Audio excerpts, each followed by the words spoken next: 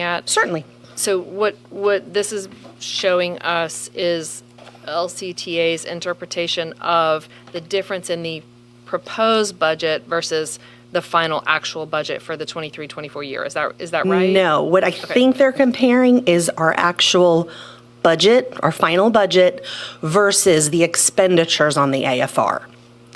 Oh. So if we came in with a staffing plan of 200,000, and in the staffing plan we said, okay, we're budgeting 5,000 function, 1,000 object, and we're going to put there $150 million. Well, then when we go and report in the AFR, we come back and say, okay, we only spent 140 of it.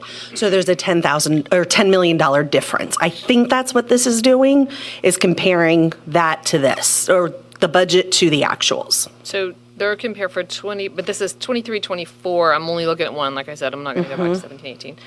They're looking at the final budget revenue versus expenditure difference. I don't even think they're looking at revenue. I think all they're looking at are the expenditures. So what we budgeted for expenditures versus what we actually spent. Okay, so they're only looking at budgeted versus actual expenditures. I believe so. Okay, budget versus. I believe so. So I think the most telling part is on that page 5, the budget versus the AFR. And if okay. you look in that instructional salary, first off, the way we budget is at a very high level. The 5,000 is kind of a catch-all for all of the instructional functions, the 5,100, the 5,200, the 53. So it includes ESC, it includes your basic classroom. Teachers aren't the only people, or only staff in there. There's also paras in there. Right. So it doesn't apply just to LCTA. It is a holistic approach in the staffing plan as to what that school is going to need and what they're being budgeted for. So I think if you look at the 2021, 21, 22, as much as I hate to say it, it's a time of the past, but those were the ESSER era. Oh, gotcha. So that's why you're seeing such an increase there, I believe, is because we did recoup a lot of the general fund by applying it to those ESSER grants, knowing that we were doing a lot of new positions and we were trying to plan for the future to keep them. If you look as it's starting to go down, it's dwindling again because we don't have the ESSER dollars anymore. We've kept all those positions. So this is kind of where I get on my soapbox to say something's got to give. Like, I don't think we can sustain this. So to clarify, the overall amount we spent in the 5,000 category is 400. I mean, how much? What's the total budget for that category? It's huge, right? It's millions and millions. It's the bulk of our budget, That's the probably. bulk of our money. Mhm. So I The think salaries that's and the benefits. Usually we look at them together. Right. That's where I'm kind of going is, okay, so if we have a $2 million variance, that's what percentage? Not a whole lot. Tiny. Right? Yeah, and that's it. I mean, we shut down in 2020, so of course there was lapse salary. Well, not lapse salary, but, if people left during COVID, didn't come back, we did have staffing vacancies probably. But again, it was really the recoupment of those ESSER dollars. In knowing we wanted to keep them for the future years, taking those funds and offsetting it. So yes, there is excess there for those years, but again, there isn't any more. So that's kind of a highlight that I can explain, I think, fairly easily. Can you explain so on that same page 5, on the third column, so I get instructional salary, school administration, And this goes kind of back to how we're staffing the staffing plan. We might not always get the function right with a library media specialist, or we might we do average salaries for everything. So sometimes you might have one at a school that we didn't budget enough for because they make more than our average salary. So we also use those 5,000s in the staffing plan as a shift in the budget amendment process where we might cover it from the 5,000 in order to cover one of those other functions.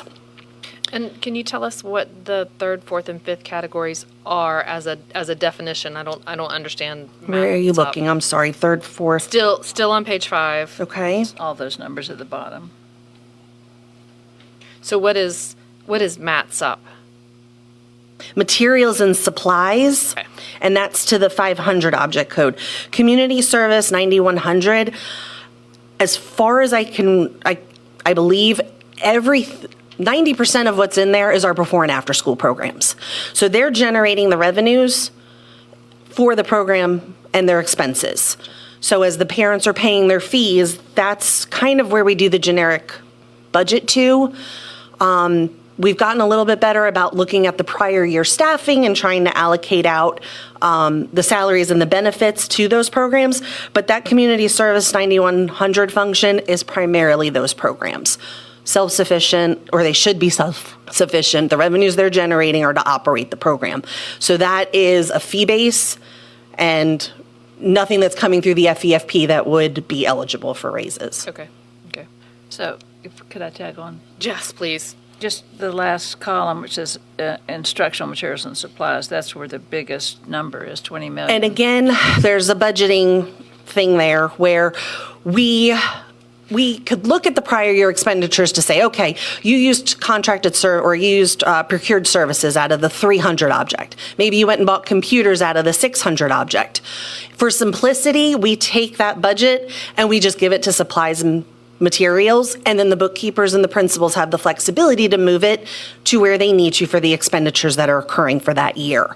So it's a time saver, I guess, for us when we're doing the budget crunching, instead of pulling every school and their prior year history and trying to guess where the money needs to go. We just budget it all to that supplies and materials because they have the flexibility then to move it to where they need to. And then that's what you see in the budget amendments each month is if they moved $3,000 out of there to say we're going to go purchase computers, it gets shifted to a different object. And then that's where they make those expenditures from. So it's kind of a catch-all as to where we do the high-level budgeting. I think the point of this is that there's $20 million there that wasn't spent. That's how it looks on this chart. And what also makes up a lot of this are the assigned projects. So Medicaid dollars that come in have a project code, and we roll them forward every year to use for those type of expenditures in that project. Our E-rate, every time we get an E-rate reimbursement, it goes into that E-rate account. We budgeted it at the supply line, and then as they do projects and things with the E-rate, that goes out. So the projects that are assigned or even restricted projects, that's usually where they're also budgeted. So that makes up when we come tomorrow, well, we won't have the AFR tomorrow, but when we finish the AFR by Thursday, you're going to see the assigned fund balance, and that is probably a good portion of that allotment right there. So it's not going to be 27 million left over. It's not in the base budget, which is the allocations that we give to the schools to do what they need to do. And we give them a year to spend that as well. So that rolls forward then to a special project. And then if there's anything left after that first year, we take it back, and that would go back into fund balance. But normally they spend what they're allocated. So it's complicated. There's a lot of nuances to it. There's a lot of ways to look at it and present it. But we can talk more tomorrow when you see the actual budget and how it's structured. The $5,000 for supplies and materials is really a catch-all for a lot of things instead of us allocating it out. Does that help? Any other questions? It's like you said, it's complicated. It is. It's so hard to It is. understand. And I think before we've done a list of like presenting, well, it's kind of like the variance report we were doing. Right. And it shows every project on there, and it kind of explains what it can be used for and what we're assigning it to. And I'm trying to think of one with a big textbooks. That used to be a categorical. We've still continued it. So instead of being restricted, it's now assigned. In order to do the textbook adoptions, we'll start with 2 million. The next year you'll see 4 million. Then they'll go do an adoption and it'll go down to 1 million. So we're also using some of those projects as savings accounts for the future expenditures that have to take place. So that could also be, that's a huge one that is making up some of that funding. I'm trying to think what else besides textbook has. I've heard the textbook thing. I know usually we say a big that balance. seems to be a recurring. We know when one's coming and we save up for it. Exactly. Instead of having to find $5 million to go do an adoption, we try to, as I said, accumulate it so this way when the purchase does come, we're set and ready to go. Could you flip back over to the 23, 24? I want to look at because they've clearly highlighted in purple, green, and blue under salaries. So it's page 4 with the little circle on it. But under the salaries, can you help me understand what we're looking at here? Because the over under when it all washes out, it looks like we're at. And I believe it's because when we're budgeting, we're putting it at that 5,000, and then as the year goes on, we're aligning it to those other functions for the other staff. So in essence, yes, we had it all accounted for in the staffing plan under the 5,000. When we realized, oops, 6,300 is really where these people are being paid from appropriately, it does offset from the staffing plan. What is 6,300? 63 is instructional and curriculum development services is actually on here for us. I'm trying to think who, instructional media, support. What positions are getting paid out of that 63? So like instructional and curriculum development people, services, that was the one that was the biggest number. The 2 million was. Correct, but then as you're seeing, there's instructional that wasn't used, which is really offsetting. Right. That's kind of when I look at the bottom line, and I get, it's all salaries. They're all salaried positions. And then too, depending on the benefits, that's all an average guesstimate. So if we have more people taking full family plans than what we're budgeting for per employee, you're going to run into a negative there. So we're also hopeful that either it's going to wash out in another function in the staffing plan, or there's going to be leftover salary that's going to cover those additional benefits. So we're hoping with the new system that we'll have a better insight to the benefits that are actually being used and taken, but it's extremely difficult to do it by site, who's taking what. We do dig in on all the grants because we need to know who's coming out of there, how much it's going to actually charge, but from a staffing plan perspective, we're just running with an average salary and an average benefit number. So the largest number, sorry, go ahead. No, I think you're about to say I'm about something. that. Yeah.